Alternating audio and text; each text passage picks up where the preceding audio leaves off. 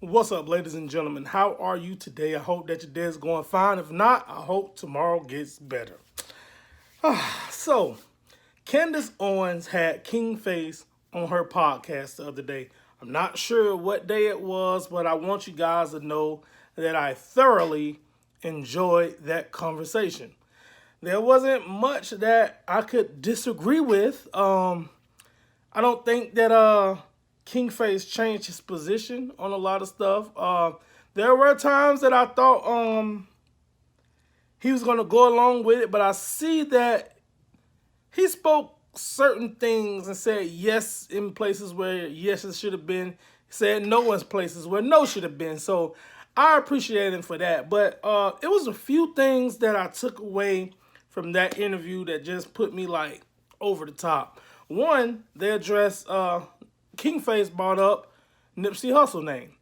And it was kind of like at first they were talking about George Floyd, and they were talking about how the people tore up the community.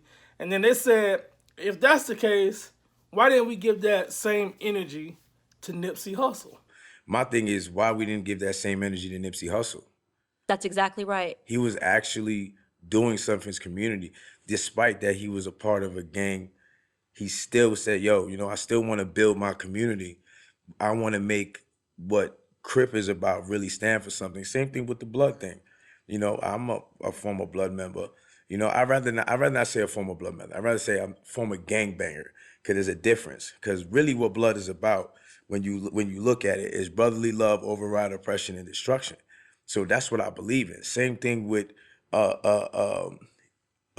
Crips, community revolution and process. So when you look at these things, these was always created to benefit and help our community. It wasn't about destruction. It was about protecting our community. It was about making, doing the right things. But then through time, it became something destructive. But at the same time, you gotta look at Nipsey Hussle, who comes from that gang culture that said, you know what? I want to help save lives. I want to teach my community how to build. He started building so much in his community. And it's like that man gets his life taken from another person that's involved with the same gang. So when I see this, I'm like, why that y'all didn't act like this when Nipsey died? Y'all should have been tearing up everything, because he was actually building the community that you guys live in. I agree with that because you saw what the man was doing for his community, and he broke down the true meaning of what blood and Crip meant, right? He even admitted over the years it became something different, and he even addressed the fact that it was like, I don't like to call myself a former blood. I'm a former gangbanger. So it's like I can understand that. I can understand that way of talking, but overall, man, that was one thing that stuck out to me, and I really enjoyed the fact that Nipsey Hussle's name was brought up and his contributions to his neighborhood. They brought up several more points. Another point they brought up was talking about the influence of music. I mean, this is a conversation that really needs to be had, and people really should tune into this interview. Whether you like Candace Owens or not, this was one of the first times that I was able to disengage and listen, because most of the time I see her on a platform, she's either defending herself or she's going at it with somebody or something radical, And like, hey, look, I'm new to all of this stuff, and some stuff I just need to process it before I fully agree. Some stuff I need to process before I say, okay, I hear what you're saying. But I can't just fully engage when she's on a panel. I can't fully engage because then I'm not really listening. You understand? So I think that I'm starting to get to a place where I can listen to her, all right? Like, that's just my thoughts. That's where I'm at with it. So she started around the 14-minute mark, and she was talking about a part of her book that she's writing. Matter of fact, I'm going to drop the clip in. It's kind of long, but just bear with me. When you look at the lifestyle of Chicago, we done took in the whole drill music, and as soon as that we got that into our community, the gang violence shot up extremely. But it's all about being cool. And it's like, you willing to die to be cool? It's so funny you say that because so I was just telling you offline that I added an addendum to my book on culture, and I literally said Black America has a problem with wanting to be cool. I used the exact word, and there's a quote in that chapter that I want to bring up, which was a quote that was written by Confucius, who was a Chinese philosopher. I think it was like he was a Chinese philosopher from 440 BC, I mean, long time ago. And he said, if one should desire to know whether a kingdom is well governed, if its morals are good or bad, the quality of the music will furnish the answer.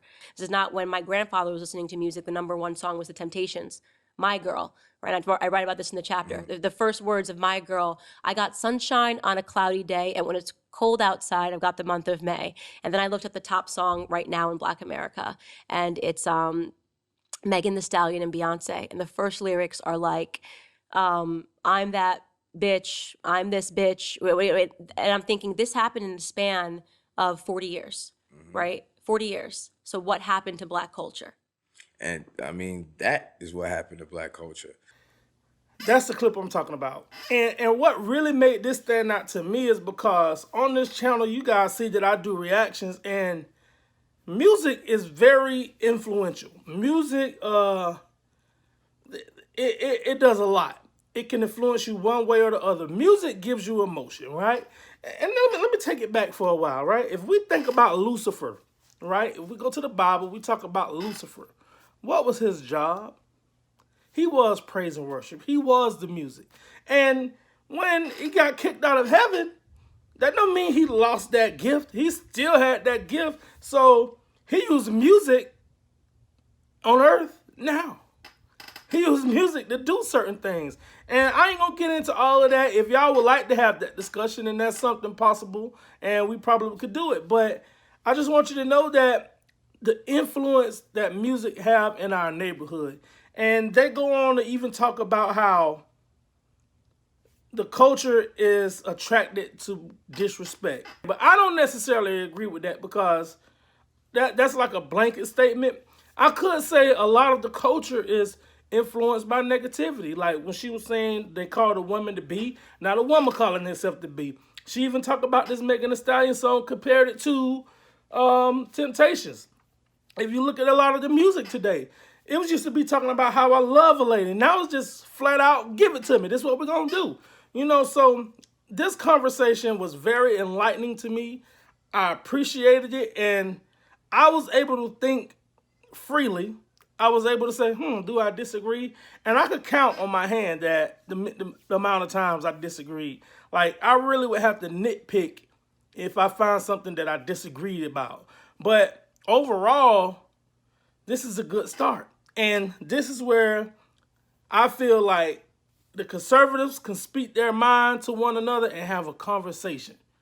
Now, if you bring somebody in that's not conservative, they might bump heads. But I just feel like if you listen and talk about the facts and not the feelings, I believe that progress and change could happen. I don't know. You let me guys know what y'all think. Drop it in the comment section, and hope that you enjoyed this video. And I want you to go back and watch that video because I enjoyed it. Until the next time, peace.